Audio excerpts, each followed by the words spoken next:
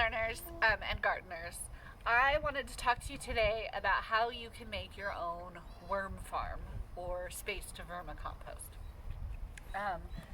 You can grow worms in a box setup this small, so I don't want you to think that this is the required size. Okay, if this works to you, it's just going to be a lot less that you can compost in it.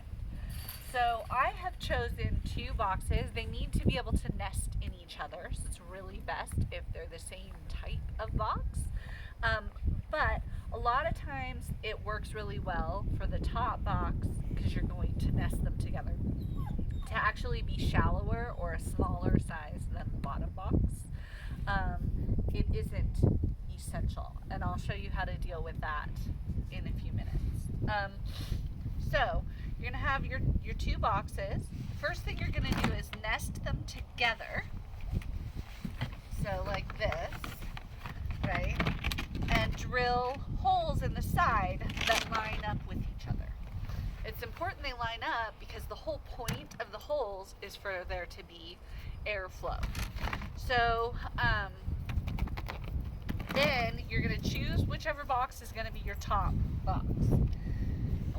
We'll get back to the airflow in a second.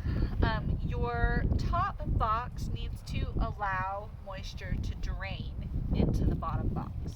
So I am going to drill a series of holes in the bottom of the top box. The holes, any of the holes that you drill, need to be small enough that your worms aren't going to escape from them, but large enough to allow for that drainage and airflow. Sorry, we have some dogs that really want to be movie stars, and they see a camera go and they just have to be involved, so I'm very sorry about that. So I've already drilled 3 holes here, and I'm just going to go ahead and continue to drill in series. This is just a regular all-purpose bit. You will get little plastic bits, but they usually coil around the drill bit. They don't go flying anywhere. I do recommend, if you don't have a lot of experience with the drill, or you're letting a child do this, wear safety goggles just to be on the safe side. So I'm drilling these holes. I'm spreading them out enough that I'm not going to get cracks between them. But I'm going to make sure that there are plenty of them, because I want to make sure not to drown my worms. Okay, so now I've got a series of drainage holes in the bottom, a series of holes for airflow in the sides, and I can stack my bins together like this so that air will flow through the sides and into the space, and moisture will drain out of the bottom and into the box below. Now, the other thing that I want to do, if they're matching boxes like this, it's a good idea to put a couple of bricks or something to hold the top box a little higher than the bottom box, just to further allow for more of that drainage. So that's the other thing you're going to want to do before you actually put worms in your bin. Now I have 2 lids. I don't really need both lids.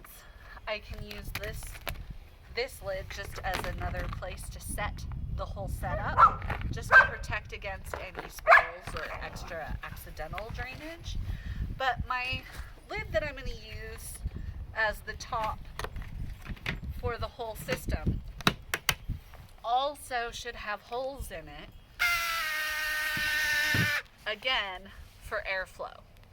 Once you get all your holes drilled, then you'll want to add shredded paper, wood chips, but be careful about which type of wood. Really fragrant wood can be detrimental.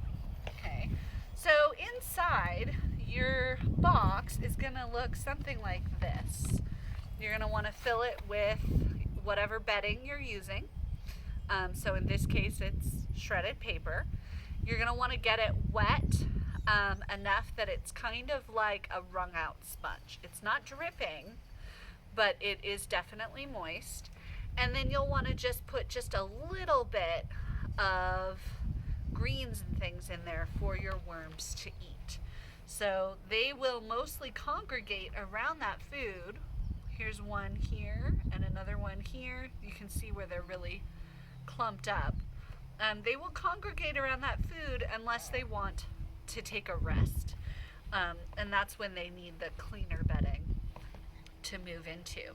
So all you have to do then is occasionally you will want to empty out the bottom because it will allow moisture to drain into the bottom. That bottom moisture is really good for your plants. So spraying that or pouring that moisture onto your soil is going to do nothing but help your soil. Excuse me. You'll also want to, occasionally you'll find, this is a pretty new setup, so occasionally you'll find that you're starting to get a lot of what looks like soil in there. You can see that starting to happen kind of in this area where my worms are clumped. You can see their castings on here. Okay, as that builds up and you get more and more of that, that's what you ultimately want to put on your garden. So there will be times when you'll need to kind of pull some of it aside, try and check and make sure that your worms aren't in that side of it, and get those worms to a safe spot while you move that castings out of there in order to put into your soil. But that should be pretty few and far between that you need to do that. You also, obviously, they will not do well in a dry environment, so you need to check on them and make sure that their bedding is staying good and moist pretty regularly. Good luck. If you have any questions, please just ask in the comment section under this post, and enjoy vermicomposting if you want to give it a shot.